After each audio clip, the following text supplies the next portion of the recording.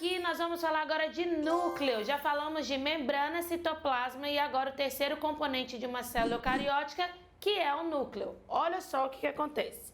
Quando você pega uma célula, eu vou desenhar essa célula redonda aqui, mas nós temos que lembrar que nem toda célula é redonda, existem vários formatos. O que a gente já viu até agora? Membrana. Membrana, a estrutura que vai delimitar o compartimento interno do compartimento externo. Então, se você vai separar o citoplasma do ambiente externo, isso é feito pela membrana. A membrana ela é lipoproteica, ou seja, tem lipídio e proteína, e tem algumas coisas que são externas à membrana, parede celular e glicocálice. Você tem aqui o segundo, que é o citoplasma. O citoplasma, ele é uma estrutura que vai ter as organelas. Quando você estiver falando de uma célula eucariótica e quando você estiver falando de uma célula procariótica, só tem material genético, vai ter os plasmídeos, que são materiais genéticos extras, e também você vai ter na célula procariótica o ribossomo, sendo o ribossomo 70S. E você vai ter esse compartimento aqui que a gente chama de núcleo, e é ele agora que a gente vai começar a falar sobre ele. Primeiro, tem autor que considera o núcleo como uma organela de célula eucariótica. Olha que coisa bizarra. Tem autor que considera que não, que é uma estrutura da célula em si. Outra coisa, quando você está falando de núcleo, tem que sempre lembrar a origem do núcleo. Hipótese autogenética. Você tinha uma célula procariótica com o seu material genético interno aqui. E essa célula procariótica, um grupo de células procarióticas, começou a sofrer o processo mutacional, e nesse processo mutacional, essas células começaram a invaginar. Então, isso daqui é a membrana plasmática invaginando. Forma um pedaço aqui, forma um pedaço aqui, forma um pedaço aqui e pronto. Na hora que faz esse processo de invaginação, depois tem uma separação do que vai ficar protegendo o material genético do restante da célula. Essa separação aqui a gente vai denominar na célula eucariótica de núcleo. Se você observar, o núcleo ele é como se você tivesse pegado uma célula assim e amassado. Então ele vai ter uma parte, um espaço e a outra parte, duas membranas. A membrana de cima, um espaço que a gente chama de perinuclear, e a membrana de baixo. Olha como que funciona. Eu corto aqui e amplio. O que eu vou ter é que o núcleo, ele tem fosfolipídio para cima e para baixo, uma membrana. Um espaço perinuclear, que seria esse espaço aqui, ó. E aí depois ele vai ter espaço para cima e para baixo de novo, que é a próxima membrana. E isso daqui é o primeiro componente nuclear, que a gente chama de carioteca. Ah, Camila, por que eu não posso chamar de membrana? A gente prefere chamar de carioteca ou envelope nuclear, porque isso daqui vai ser uma coisa que que você não vai ter a membrana simples, fosfolipídio para cima e para baixo. Você vai ter a primeira membrana. Vamos numerar aqui, vou fazer um grande para a gente poder numerar e vocês entenderem como que é. Isso daqui seria o número 1, membrana do lado de fora. Esse aqui do meio seria o número 2, a membrana aqui, o espaço aqui do meio. E o terceiro aqui seria a membrana número 3. Ou seja, você tem a membrana de fora, o espaço perinuclear e a membrana de dentro. Esse 2, espaço perinuclear. Pronto. Isso daqui é a carioteca, o envelope nuclear. Se você observar, começa a ter vários espaços aqui. E esses espaços são difíceis de ser ocupados por uma proteína só. O que vai fazer essa montagem aqui do meio, né? Vamos dizer que isso daqui são duas membranas que eu desenhei. Uma do lado de cá, outra do lado de lá. Esse espaço aqui vai ser ocupado por um conjunto de proteínas. Esse conjunto de proteínas eu chamo de complexo do poro ou anule. E o complexo do poro ou anule é uma estrutura que vai fazer com que, ou anule, é uma estrutura que vai permitir a saída ou entrada de coisas do núcleo, mas essa saída ou entrada de coisas do núcleo vai ser através de sinal. Então você vai precisar de um peptídeo sinal ou uma sequência sinal para você conseguir entrar no núcleo ou sair do núcleo. Existe uma doença que eu chamo de talassemia ou anemia do Mediterrâneo, onde o RNA mensageiro é produzido dentro do núcleo, mas ele não recebe a sequência sinal para abrir esse complexo do poro e conseguir sair para o citoplasma. Ou seja, você não produz a hemoglobina, não é porque você não tem material genético ou porque você tem defeito no material genético. Você não produz a hemoglobina porque você não recebe a sequência para poder daqui ir para o meio externo, que é o citoplasma. Então tem que se ter muitas, um peptídeo, a gente chama de peptídeo sinal, uma proteína sinal ou uma sequência sinal. Por exemplo, no RNA mensageiro, essa sequência sinal é uma cauda poliar de adenina, 5 adeninas, e na capacete assim dele a gente chama de cap 5 linha. São essas variações que a gente tem. Uma última coisa que você tem relacionada à carioteca é que aqui dentro, né? Então se você olhar o núcleo aqui assim, você vai ter o que a gente chama de lâmina nuclear. E a lâmina nuclear nada mais é formada do que o citoesqueleto do tipo de filamento intermediário, ou seja, aquele que vai fazer com que você tenha intermediário, aquele que você tem sustentação e modelação de estruturas, não é aquele que vai fazer movimentação das coisas. De carioteca é isso que você tem que saber. Uma coisa que é muito legal é que a membrana da carioteca ela é contínua com o retículo endoplasmático. Então, tudo que é produzido pela carioteca tem contato direto com o retículo endoplasmático. Então, vamos escrever assim, isso aqui, ó.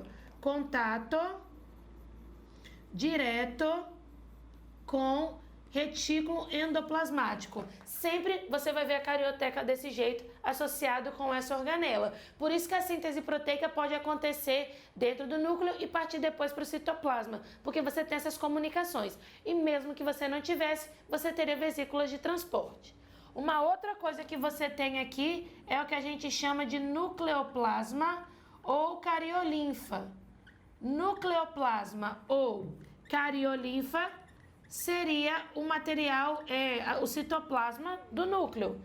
Diferente do nosso citoplasma, esse nucleoplasma ou cariolinfa, ele vai ter, por exemplo, nucleotídeo livre, ATCG livre. Você come, nucleotídeo livre. Olha que legal. Você come proteína, vamos dizer que você come planta, animal, você come qualquer coisa. Quando você está comendo a célula desses seres vivos. Essas células passam pelo seu sistema digestório, é rompido todas as membranas dela, você aproveita proteína, você aproveita carboidrato, lipídio e os ácidos nucleicos. Os ácidos nucleicos são digeridos pelas nucleases e nucleotidases. Esses nucleotídeos livres caem na corrente sanguínea, da corrente sanguínea eles vão e são direcionados para a célula. Chega no citoplasma celular, são encaminhados para o núcleo, porque é no núcleo que acontecem os fenômenos que a gente vai falar nas próximas aulas, que é o fenômeno de síntese proteica e de replicação.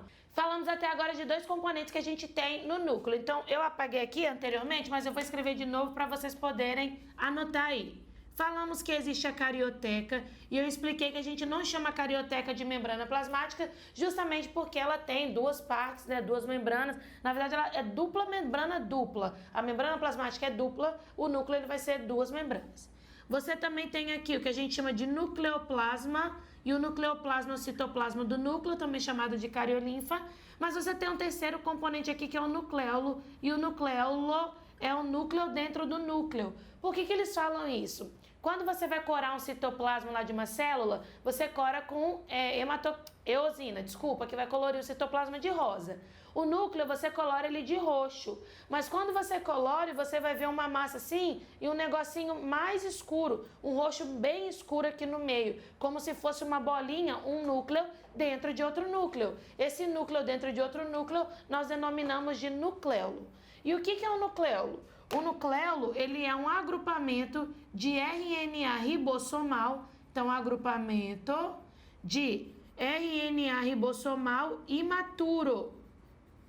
Esse RNA ribossomal imaturo, ele vai ser, você pega o RNA, assim que ele vai sendo produzido, ele vai ficando acumulado aqui. Qual que é a função do RNA ribossomal? Quando esse RNA ribossomal, ele vai para o citoplasma, e no citoplasma ele se associa com proteínas, você vai ter RNA ribossomal mais proteínas, isso vai formar o que a gente chama de ribossomo. O ribossomo é o agrupamento de RNA ribossomal com proteínas. Enquanto você não precisar de ribossomo no seu citoplasma, o RNA ribossomal vai ficar acumulado no núcleo, numa região de nucleolo. Como que é produzido RNA ribossomal, RNA transportador, RNA mensageiro? Isso tudo é produzido através de um processo que a gente denomina de transcrição. A transcrição faz o processo de produção dos RNAs. Mas aí a transcrição para a produção do RNA mensageiro produz uma molécula e essa molécula ela vai lá para o citoplasma onde ela vai ser lida. A transcrição do RNA transportador produz um RNA que vai para o citoplasma se associar com um aminoácido. Mas a transcrição do RNA ribossomal produz o RNA ribossomal que fica no núcleo, na região de nucleolo. Qual que é o cromossomo que você tem o RNA? É pedaços de gene que produzem RNA ribossomal. Para RNA mensageiro e RNA transportador, você tem essa informação em todos os cromossomos. Mas quando você vai falar de RNA ribossomal, você vai ter esses cromossomos só em 5 pares. A gente fala que é o 13, 14, 15, 21 e 22. E esses pares são aqueles que você tem região organizadora de nucleolo, em inglês, né? Eu não vou falar inglês. Enfim, zona organizadora de nucleolo, nucleolo, tá bom? Então isso daqui vai ser, você pode ver escrito dessas 4 formas aqui, e essas 4 formas, elas vão, quando você tem essa sequência, a gente fala que é uma constricção secundária no cromossomo, a gente vai estudar isso melhor. Isso daqui vai indicar que esses cromossomos, eles produzem RNA ribossomal. Eles todos vão produzindo e vão jogando aqui. Então é como se fosse, se você tiver um problema na sequência do cromossomo 13, você ainda vai ter sequência do cromossomo 14 para poder produzir esse RNA ribossomal. E é isso que funciona. Quem tem essa sequência produz o RNA ribossomal, que é super importante no processo. Qual que é o próximo componente e último componente do núcleo? O último componente do núcleo é o nosso material genético.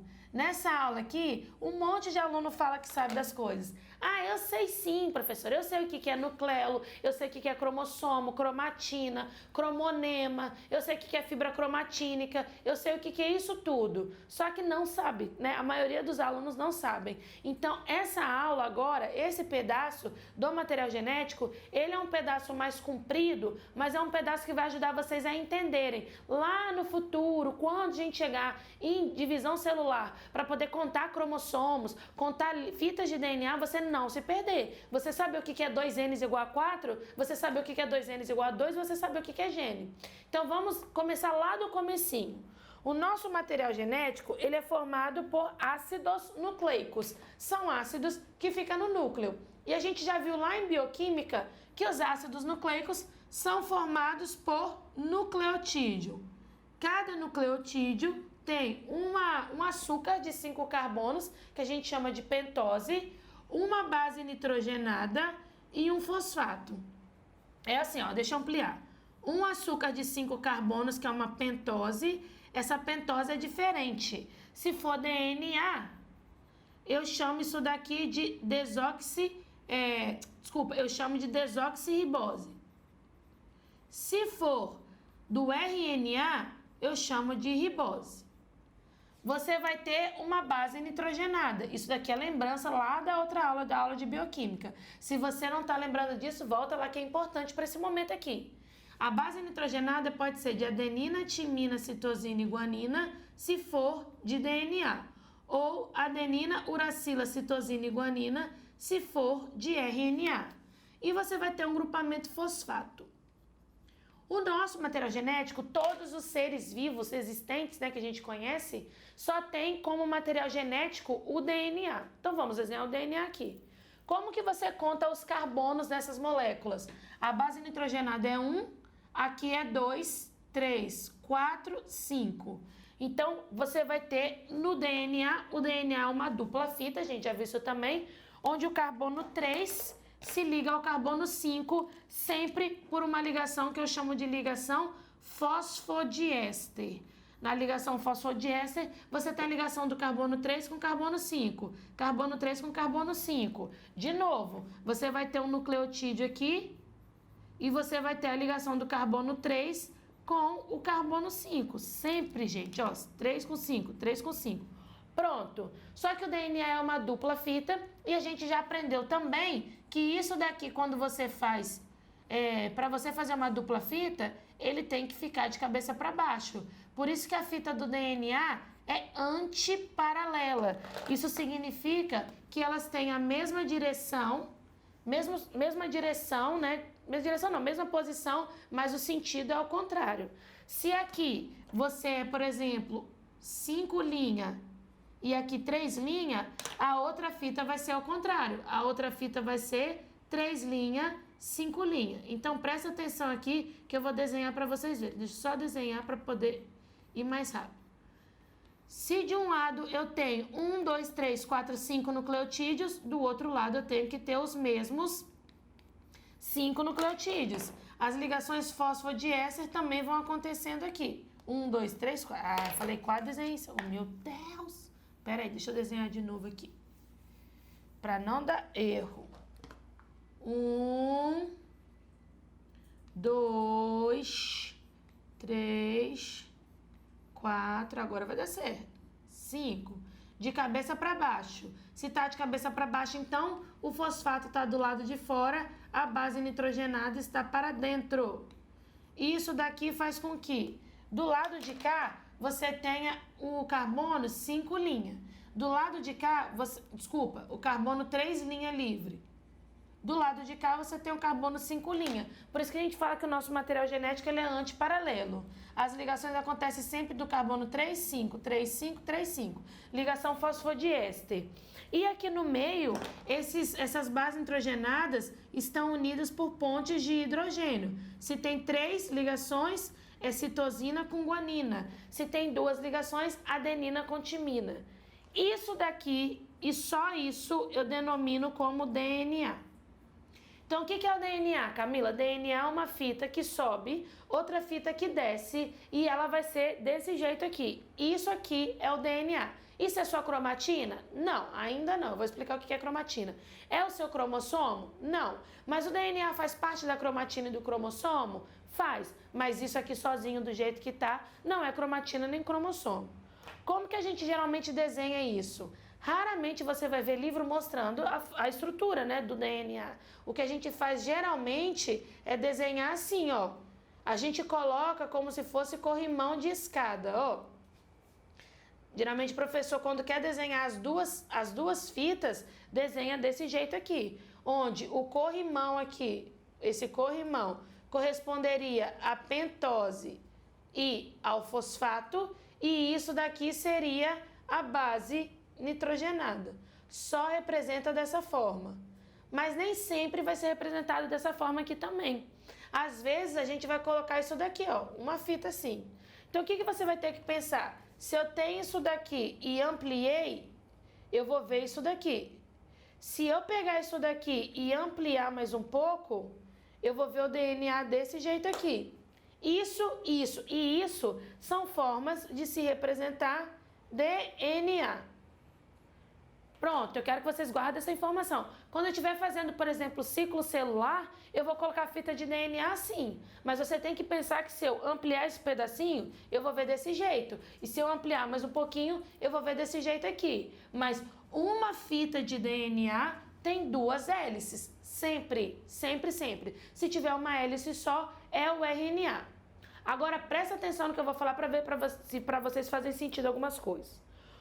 O material genético, quando você fala de uma bactéria, é um material genético circular, então dos procariotos.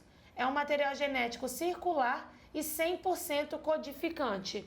O que quer dizer codificante? Existem pedaços do seu material genético que têm informação para produzir uma proteína. E existem pedaços que não têm. Quando esse pedaço que a gente chama de gene produz proteína, você vai falar que isso é um pedaço codificante. Quando esse pedaço não produzir proteína, você vai falar que não é codificante. No material genético de procariotos, 100% do material genético é codificante. Então aqui, ó, você vai ter esse pedaço vai ser responsável pelo gene A. Já vou explicar isso também para vocês. Esse pedaço aqui, ó, vai ser responsável pelo gene B. Esse pedaço aqui, ó, vai ser responsável pelo gene C. Esse pedaço aqui vai ser responsável pelo gene D. Qualquer local que você vai num procarioto, você vai ter as informações, tá? Gene A, gene B, gene C, gene D. Lembra que se eu pegar o material genético do procarioto e olhar mais ampliado, eu vou ver desse jeito, e mais ampliado eu vou ver desse jeito aqui. Porque os procariotos têm material genético circular, mas é igual ao nosso DNA, e é 100% codificante. Grava essa informação sempre, sempre, sempre, sempre. O que aconteceu no processo evolutivo? No processo evolutivo, o nosso material genético dos eucariotos, é um material genético que sofreu como se fosse vários cortes. É como se você tivesse pegado aqui as tesouras e cortado isso daqui. Corta aqui, corta aqui, corta aqui em pedaços. E quando você faz isso, o nosso material genético é todo separado em pedaços. Esses pedaços, eles estão no nosso corpo, no que a gente chama, dentro de estruturas, que a gente denomina de cromossomos. Cromossomos.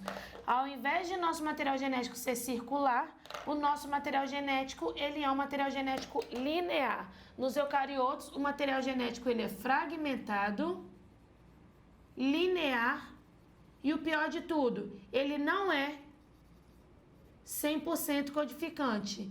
Tanto não é 100% codificante que esse material genético é para contagem mais otimista, tipo, estou super sendo otimista, eles falam que 97% do seu material genético tem informação para produzir proteína e 97% não tem informação para produzir proteína e 3% tem informação para produzir proteína.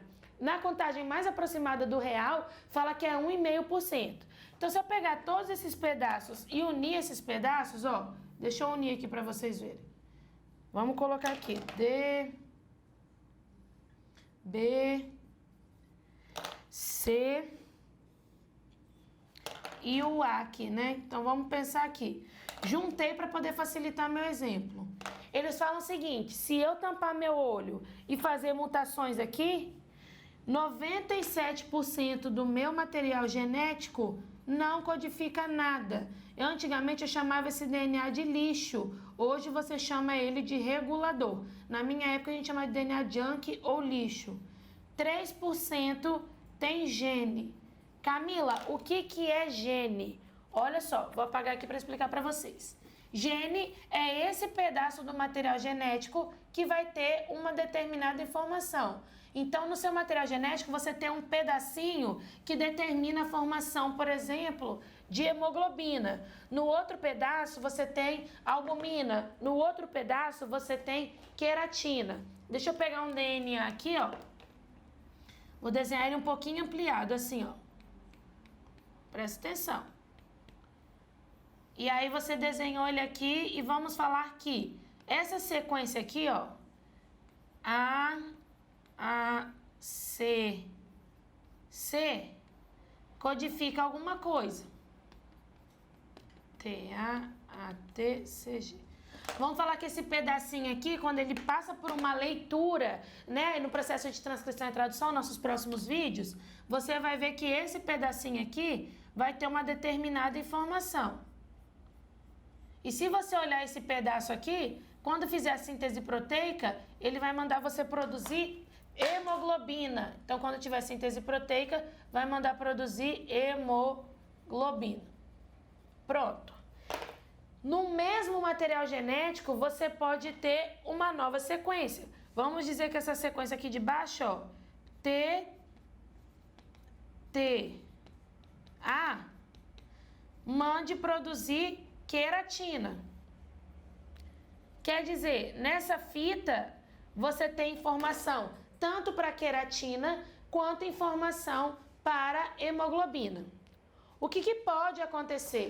Pode acontecer uma mutação, uma variação, e essa mutação pode gerar uma nova característica, um novo caractere dentro daquela característica. Como assim, Camila? Não entendi. Olha só o que pode acontecer.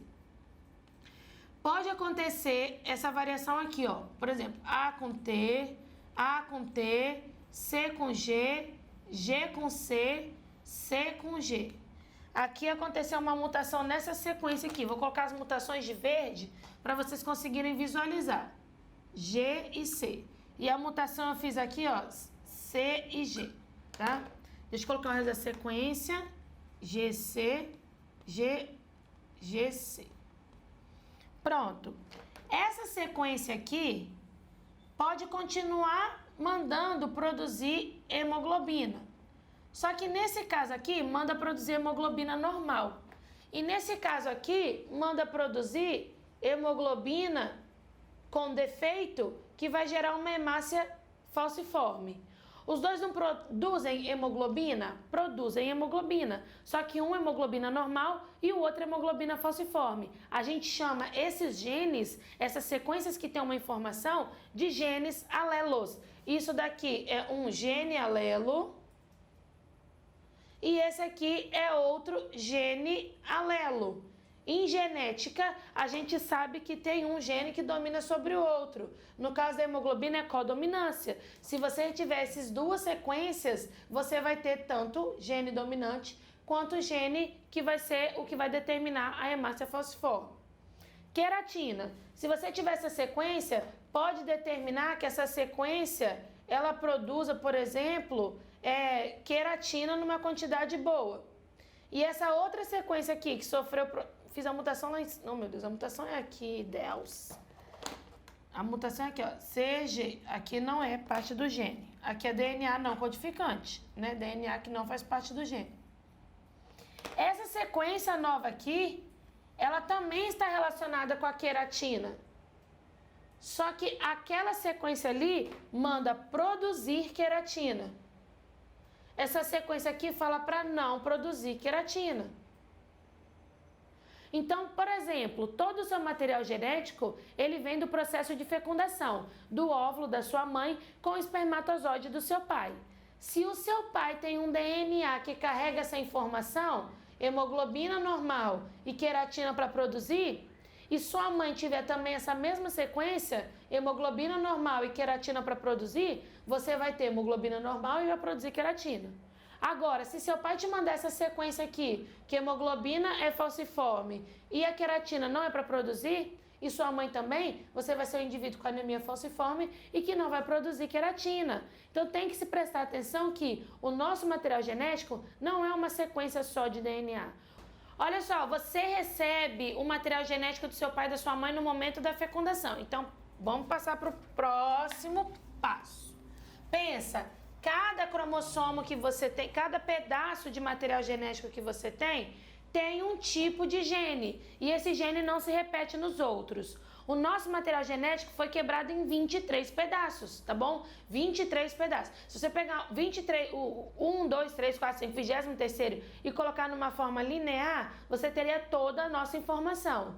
O gene que está no cromossomo 1 é o mesmo gene que está no cromossomo 5? Claro que não, porque se fosse, não teria problema você ter mutação, já que outros cromossomos teriam suas informações. Já tiveram vários alunos meus que acharam que, por exemplo, o cromossomo 1 era igual ao 2, que era igual ao 3, que era igual ao 4, e não é assim que funciona, hein, gente? Funciona que no cromossomo 1 você tem uma sequência para uma determinada coisa, no cromossomo 2 você tem uma sequência para uma determinada outra coisa, e isso vai acontecendo de tempos em tempos, esses cromossomos, de tempos em tempos não, de cromossomo em cromossomo, e quando você completa os 23, você tem toda a nossa informação. Mas você tem 23 cromossomos simples? Claro que não também, porque eu acabei de falar para vocês que você recebe um cromossomo do espermatozoide e um cromossomo do óvulo. Ou seja, lá no momento da fecundação, você vai ter o óvulo e o espermatozoide. Apesar de eu estar desenhando os dois do mesmo tamanho, tem que se lembrar que o espermatozoide é infinitamente menor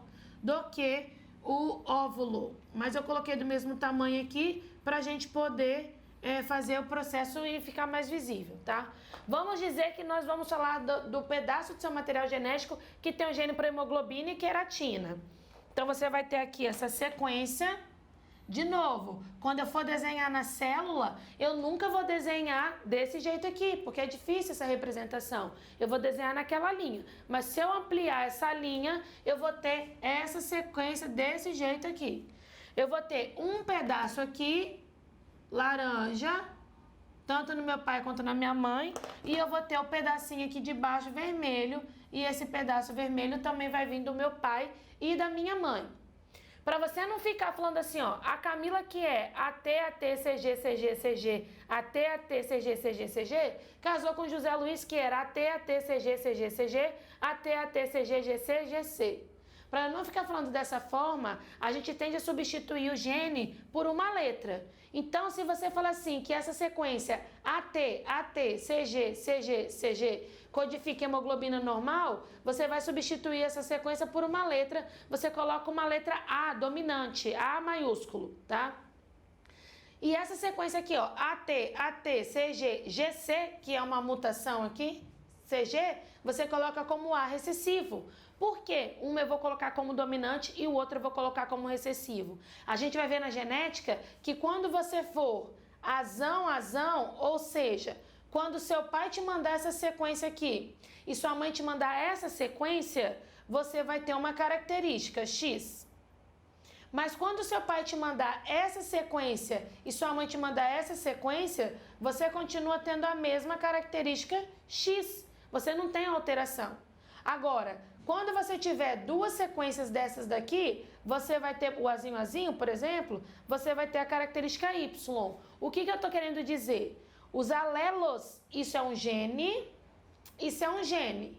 Esses dois são genes que a gente chama de genes alelos. O que é gene alelo? Duas sequências que determinam a mesma característica hemoglobina, mas não necessariamente o mesmo caractere, que é redondo e aqui falciforme. Então, quando você é na primeira lei de Mendel dominante, você é azão ou azinho, você vai determinar a mesma característica. Quando você for azinho, você determina uma característica diferente. Quer dizer que os genes, eles não têm o mesmo poder. O azinho, ele tem um poder muito menor. E ele só vai funcionar se ele tiver em homozigose, ou seja, as duas unidades sendo idênticas. Porque se ele tiver com grandão, é como não, né? Acontece que o grandão, ele domina o pequenininho e expressa a sua própria característica. Mas vamos dizer que meu pai me mandou essa sequência aqui, ó. Azão e minha mãe me mandou azinho. Mas pro gene da queratina, meu pai mandou bezão e minha mãe mandou bezão. Meu pai e minha mãe mandaram bezão. Quando eu fecundar, quando acontecer o processo de fecundação, eu vou ter sempre duas sequências do mesmo gene. Aí, as sequências do mesmo gene, deixa eu só terminar aqui o gene. As sequências do mesmo gene vão sempre estar aos pares. Isso quer dizer que eu tenho, quando você olha o meu cariótipo, o que é cariótipo, Camila? Cariótipo é a estrutura que você tem que, quando você pega os seus cromossomos e alinha os seus cromossomos, você consegue ver morfologia, você consegue ver o tamanho, a posição do centrômero, a gente vai ver isso mais pra frente. Mas quando você organiza os seus materiais genéticos dentro do seu ideograma, o cariótipo é a morfologia, como que é o cromossomo. Quando você pega o cariótipo e coloca no ideograma, o diagrama é você organizar todo aquele material genético que você tem. E o que você observa? Você tem 23 pedaços. 1, 2, 3, 4, 5, 6, 7, 8, 9, 10, 11... deixa eu apertar aqui, senão não vai caber, né? Peraí. 1, 2, 3, 4, 5, 6, 7, 8, 9, 10, 11, 12, 13, 14, 15, 16, 17... 18, 19, 20, 21, 22, 23. Quando você organiza os seus cromossomos, você vai ver que você sempre vai ter 2 cromossomos 1, 2 cromossomos 2, 2 cromossomos 3, 2 cromossomos 4, 2, 5, 2, 6, até o final, sempre aos pares. Por que que aos pares, Camila? Porque você recebeu um do seu pai e um da sua mãe. Por isso também que você é 2Ns. Se você fosse, por exemplo, o 23º ou é XX ou XY. Se você fosse 3Ns, você teria 3 de cada um. Se você fosse 4Ns, você teria 4 de cada um. Se você fosse N, você teria 1 de cada um. Então, eu sou 2Ns porque um N veio da minha mãe, um N veio do meu pai. Totalizando, ó, N igual a 1 da minha mãe com N igual a 2 do meu pai, é 2Ns igual a 2. Esse 2 que vem depois da igualdade é quantos paus você tem que você pode pegar de forma isolada. 1, 2, tá bom? Aqui, 1 pau, 1 pau. Agora, o que vem aqui é quantos de cada letra em pau diferentes você tem. Aqui você só tem uma letra A, uma letra B. Não é quantas letras você tem, é quantas repetições daquela letra você tem. Aqui eu tenho uma repetição do A, uma repetição do B. Aqui eu tenho uma repetição do A, uma repetição do B. Aqui eu tenho 2 repetições do A e 2 repetições do B. Por isso que eu coloco 2. Eu sou 2Ns porque o meu material genético veio da minha mãe e do meu pai. No caso da espécie humana, aqui você teria 23 paus na mãe, 23 paus no espermatozoide. Quando juntasse, você ficaria com 2Ns igual a 46 pauzinhos, que aí seria o seu cromossomo, o seu cariótipo não. Cariótipo, que são os seus os seus cromossomos. Mas você teria, na verdade, quando montasse um ideograma. Ah, Camila, então eu posso falar aqui que eu tenho cromossomo? Ainda não. A gente fala muito errado no processo de divisão celular, mas quando chegar lá eu vou explicar para vocês. Presta atenção no que eu tô falando. Você tem o espermatozoide que te mandou uma informação, o óvulo que te mandou a mesma informação, você forma a célula ovo ou zigoto. Dessa célula ovo ou zigoto, você vai originar todas as células do seu corpo, todas. Então, desde a célula da raiz do seu cabelo até o seu neurônio vão ser derivados dessa célula que é a célula ovo ou zigoto. Isso daqui origina todas as células corporais. Só que as nossas células, elas são coisas não, né? A menor unidade que você tem, que ela vai ser diferente. Então, o neurônio é totalmente diferente de uma célula muscular, que é diferente de uma célula do tecido epitelial, que é diferente de um macrófago, que é a sua célula do tecido conjuntivo. As células são totalmente diferentes uma das outras. Como que acontece esse processo de diferenciação? Aí que vai entrar o que a gente chama de cromossomo, cromatina, a gente vai ver isso aqui agora. Aquele DNA todo desespiralizado, igual a gente está desenhando aqui, com todas as partes codificantes, não é o DNA que acontece na sua célula. Por quê? Vamos dizer que você recebe aqui, ó, um preto, um verde, um laranja e um vermelho da sua mãe. Você também vai receber um verde, um preto, um laranja e um vermelho do seu pai. Quando acontecer o processo de fecundação, você vai ser 2Ns porque você vai ter agora o quê? 2 laranjas, 2 vermelhos, 2 verdes e 2 pretos. É isso aqui que vai acontecer. Deixa eu desenhar de novo aqui. Então, ó, fez o processo de fecundação. 2 pretos, 2 laranjas, 2 verdes e 2 vermelhos. Essa célula 2Ns igual a quanto agora? Quantos que você tem de cada um? Aqui eu só tenho um vermelho, um laranja, um verde, um preto. Totalizando quantos pauzinhos? 1, 2, 3, 4. 4. Aqui a mesma coisa. 1, 2, 3, 4 pauzinhos. Qual a repetição de cada cor? Um vermelho, um verde, um laranja, um preto. Então, um aqui. Só que quando você soma isso daqui, você agora tem 2 pretos, 2 verdes, 2 vermelhos, 2 laranjas. 2 aqui. 2 de cada. Totalizando 1, 2, 3, 4, 5, 6, 7, 8. 2Ns igual a 8. O depois da igualdade é a quantidade total de paus que você tem.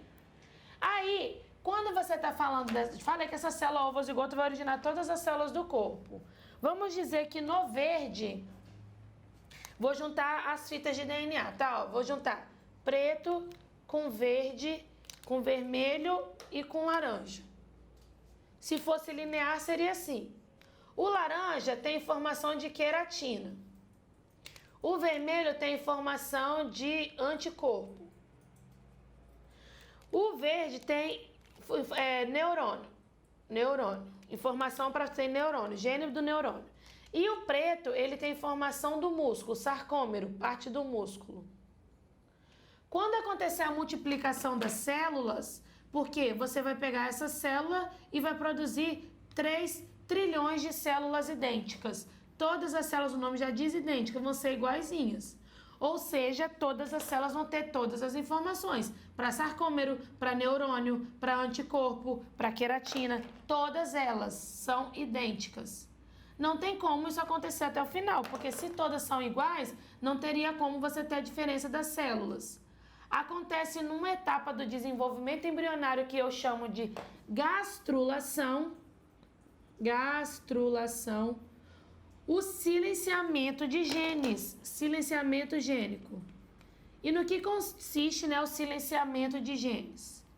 Quando o DNA ele está enrolado, ele não consegue fazer o processo de produzir suas próprias proteínas. Não consegue.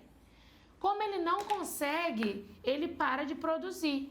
E aí aquela célula não vai ter mais aquela informação. Para que aconteça o silenciamento gênico, o DNA então se enrola associado com proteínas que eu chamo de histonas e cálcio. E a partir desse momento você deixa de chamá-lo de DNA, você começa a chamá-lo de cromatina. Vou fazer o mesmo exemplo, vou pegar e colocar todos esses materiais genéticos, vamos colocar número nessa célula, célula 1, 2, 3, 4. Aqui também, ó, 1, 2, 3, 4. Pronto. Eu vou pegar os pretos, colocar do lado dos verdes, colocar do lado dos vermelhos e laranja. Isso aqui eu só tô falando para ficar para ficar visualmente mais fácil de se entender. Mas na nossa célula é tudo solto. Se você pegar a célula 1 e colocar o material genético um do lado do outro, fica assim. A célula 2 fica desse jeito, a célula 3 assim, a célula 4 assim. Nada de diferente, né? Todas são iguais. Mas eu quero que essa célula 1 se transforme em célula da pele. Eu quero que a célula 3 se transforme num neurônio. Eu quero que a célula 2 se transforme numa célula de defesa. E eu quero que a célula 4 se transforme num músculo. É isso aqui que eu quero. Como que eu posso fazer coisas que são idênticas se transformar em coisas totalmente diferentes? É nesse momento que entra o silenciamento gênico. Todos os genes que não for do seu interesse, você vai pegar e enovelar. Enovelar significa enrolar. A pele, sarcômero é da pele? Não, sarcômero é do músculo, então enovela. Vou enovelar até de azul. Então enovela. Neurônio é da pele? Não, então você vai enovelar. Anticorpo é da pele? Não, então você vai enovelar.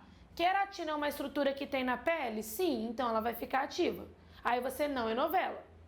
Pronto, de defesa. O defesa é só anticorpo. Você vai enrolar sarcômero, vai enrolar neurônio, vai deixar só o anticorpo e vai enrolar queratina.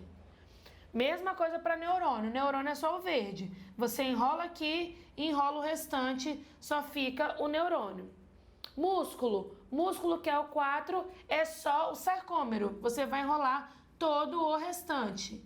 Na hora que você enrola, o que fica livre é o que vai começar a ser ativo. Perguntas que caem no vestibular. Todas as células têm o mesmo gene? E a resposta é sim. Essa célula tem todos os genes dessa, que tem todos os genes dessas, que tem todos os genes dessas, que são esses genes aqui. Todas têm. Mas se a pergunta for, todas as células têm os mesmos genes ativos? Aí a resposta é não. Uma célula da pele tem o gene do neurônio, do músculo, de anticorpo ativo? Não, só vai ter o gene de coisas relacionadas com a pele. Queratina, células de Langerhans de defesa, Merkel, Ruffini, Pacini, Krause, Missner. Você vai ter algumas células menos sarcômero, menos neurônio, menos anticorpo. Mas se eu quiser pegar uma célula da pele e transformar em neurônio através do processo de biotecnologia, eu consigo? Consegue. Eles pegaram células da pele e transformaram em espermatozoide. Olha isso. Onde que isso vai acontecer, né? Mas aconteceu. Pegaram células da pele, dessilenciaram elas, aí deixaram o DNA desse jeitinho aqui, com tudo ativo.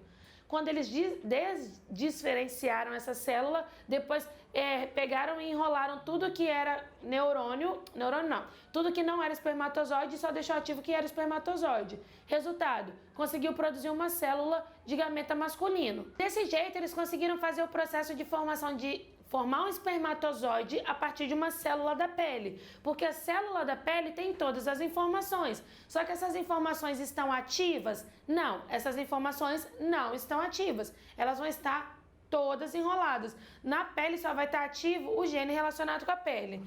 Esse DNA que tem pedaço enovelado e inativo e pedaço desenovelado e ativo, a gente chama de cromatina ou cromonema. DNA seria isso daqui. E se eu vamos de novo, né? Vou pegar isso daqui e fazer aqui. Isso daqui, que a gente tende a representar desse jeito aqui, a isso nós denominamos DNA. Só que o DNA vai estar enovelado em alguns pontos. E nesse processo de enovelamento em alguns pontos, ele vai estar silenciado nesses pontos. Esse DNA com pedaço silenciado, eu vou chamar de cromatina ou cromonema.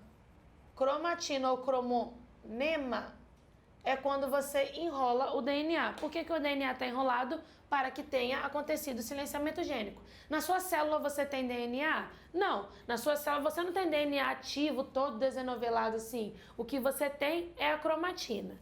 Esses pedacinhos aqui, ó, eu vou chamar de nucleossomo. Cada bolinha dessa aqui, que está silenciada, eu chamo de nucleossomo.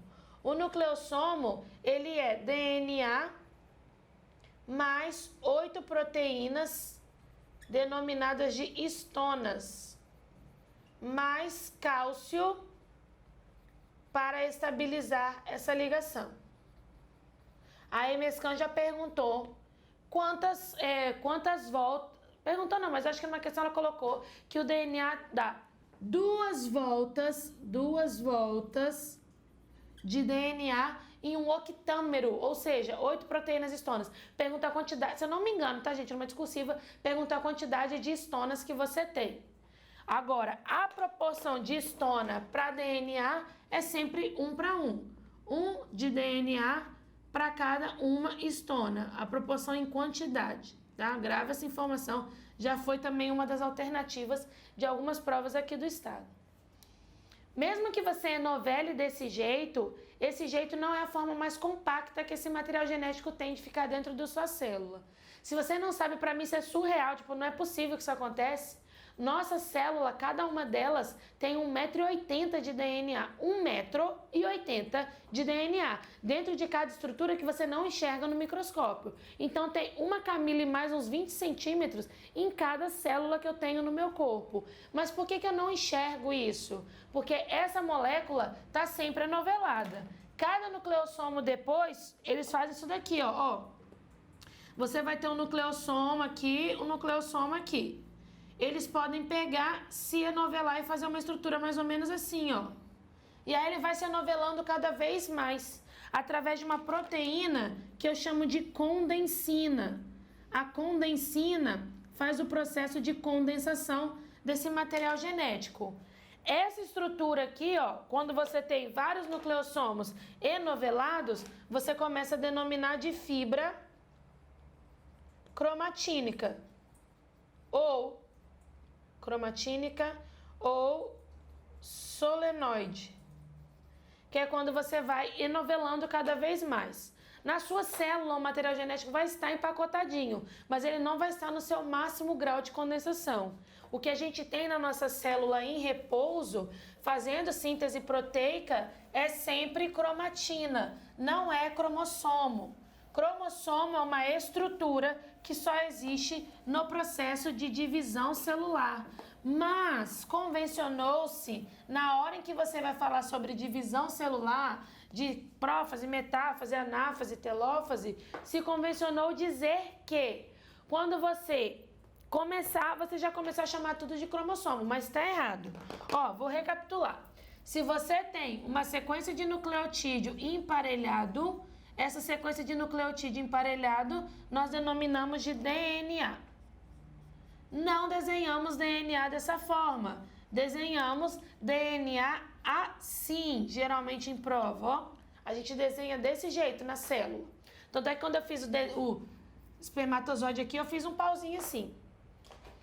DNA é uma sequência de nucleotídeos. Se ela é uma sequência de nucleotídeos, sempre vai ter tudo ativo, todos os genes estarão ativos. E não é isso que acontece. Nucleotídeos. Não é isso que acontece. O que acontece é que esse DNA, ele está enrolado em alguns pontos por proteínas que a gente chama de histonas. Então aqui você tem 1, 2, 3, 4, 5, 6, 7, 8. Octâmero de histonas, 1, 2, 3, 4, 5, 6, 7, 8. Octâmero de histonas tendo 2 voltas de DNA, você chama isso daqui de cromatina. A cromatina ou cromonema está dentro da sua célula e a cromatina ou cromonema geralmente fica perto da membrana nuclear, do envelope nuclear da carioteca e solta lá no nucleoplasma. Quando você fala da própria cromatina, ela tende a se enovelar sempre se enrolar, no sentido de sempre ficar empacotada. Aí você chama essas fibras empacotadas de fibras cromatínicas. Mas, se você olha, por exemplo, essas células aqui, esses materiais genéticos, você vai ter pedaços codificantes e pedaço não codificante. Por isso que a cromatina ou cromonema é dividida em 2 partes. Você vai ter o que a gente chama de eucromatina. Eucromatina é a cromatina verdadeira. É aquela cromatina verdadeira. É aquela cromatina que vai estar ativa, sempre fazendo divisão celular, fazendo processo de síntese proteica, porque ela vai estar desenovelada. Então é a parte desenovelada e ativa. Mas você vai ter a parte da heterocromatina. A heterocromatina, ela é enovelada, é a parte enrolada e por isso inativa. Porque quando o material genético está enrolado, ele impede a ação de RNA polimerase e DNA polimerase. Por isso que fica sempre inativado e forma o que a gente chama de heterocromatina. Já teve questão da Multivix, que a letra A, B, C, D era só trocar a eucromatina, que é a parte ativa desenovelada, ou a eucromatina, que é a parte ativa enovelada, ou a heterocromatina. Eles ficaram brincando com esses nomes. Eu de verdadeira, sempre. Hétero de diferente, você vai ter um pedaço que é diferente dos demais. Quando você olha um núcleo, você vai ter a célula aqui e você vai ter um núcleo. Geralmente a heterocromatina é mais escuro e fica associado aqui com o envelope nuclear, e a eucromatina ela é mais clarinha, mais direcionada para dentro do citoplasma.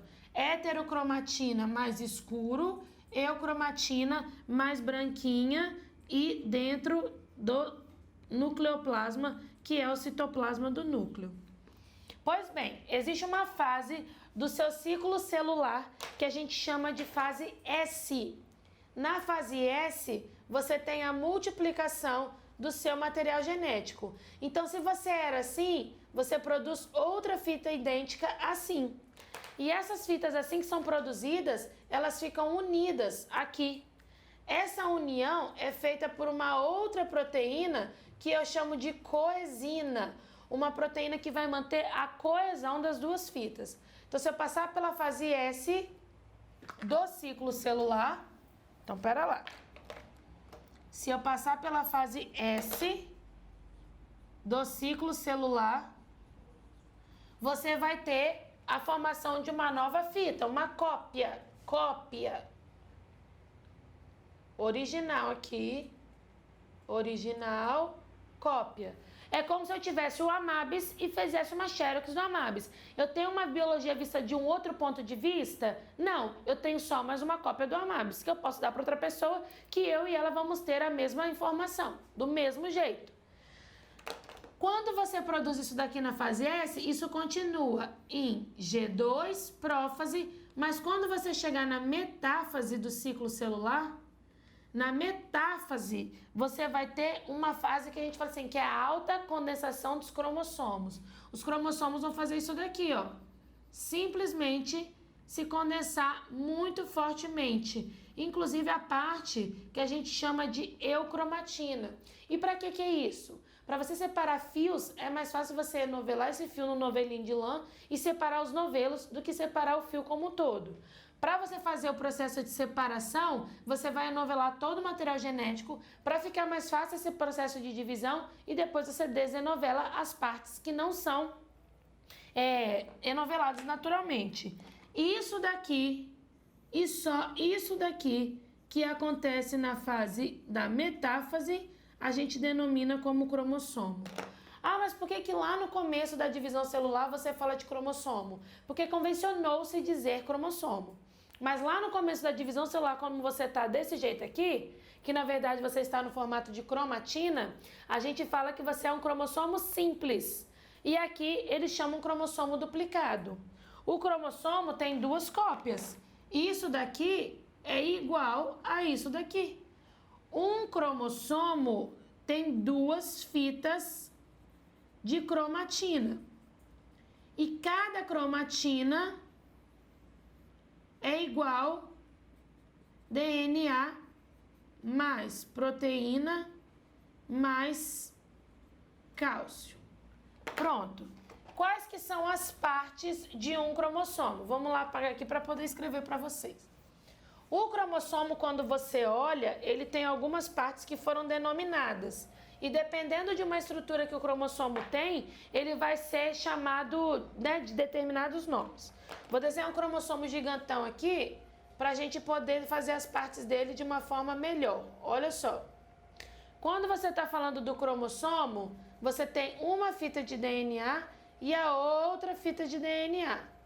E essas fitas de DNA em alto grau de condensação ficam unidas por uma proteína central aqui, ó, que eu chamo de coesina.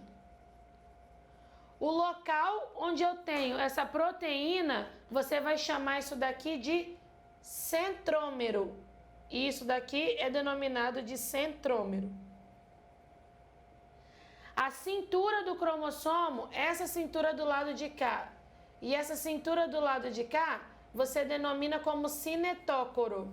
O que acontece no cinetócoro? Cinetócoro é o local onde se ancora as fibras do fuso.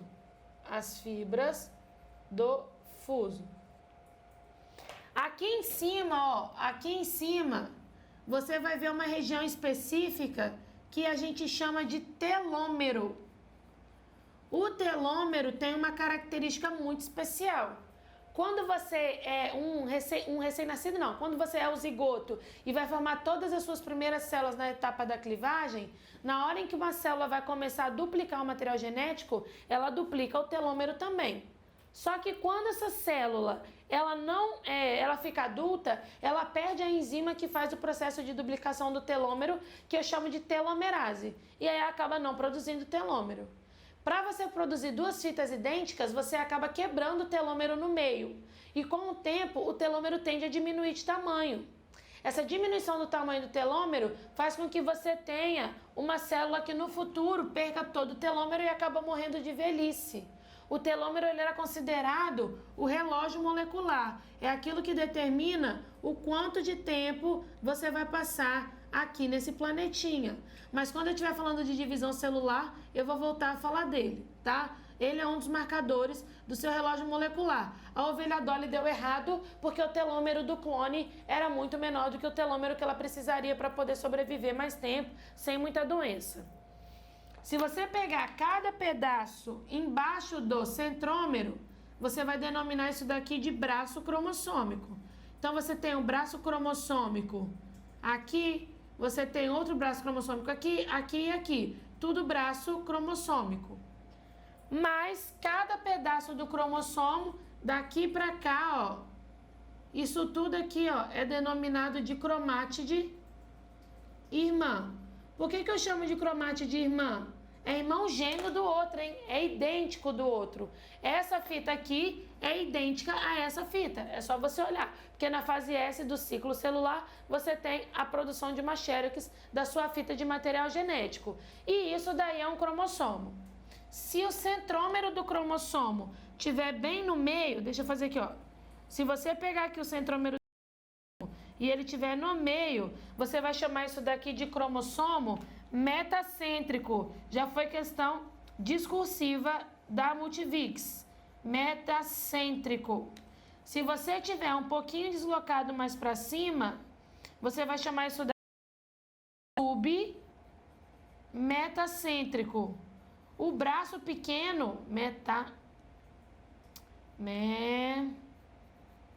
metacêntrico. O braço pequeno, você vai denominar de P, de petit. E esse braço maior você vai chamar de Q. Se tiver lá em cima, que vai aparecer uma chuquinha de criança, ó, só um cabelinho assim, você chama esse cromossomo de acrocêntrico. E se você tiver agora um cromossomo assim, onde essa estrutura, o centrômero, é no telômero, você chama isso daqui de telocêntrico. Não existe cromossomo telocêntrico na espécie humana. Nós só temos metacêntrico, submetacêntrico e acrocêntrico.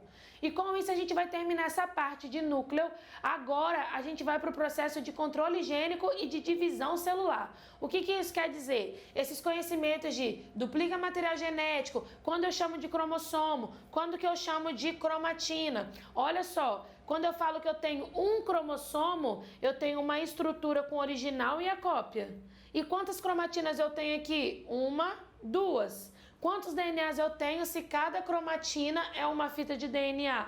Duas fitas de DNA. Então, cada cromossomo, além de ter duas fitas de cromatina, tem duas fitas de DNA, já que a cromatina é DNA, proteína e cálcio. Isso vai ser super, hiper, mega, ultra importante para você poder saber a próxima aula e entender a próxima aula. E entendendo isso tudo que eu falei, genética fica moleza. Então, gente, espero vocês. Até a próxima. Beijo. Tchau.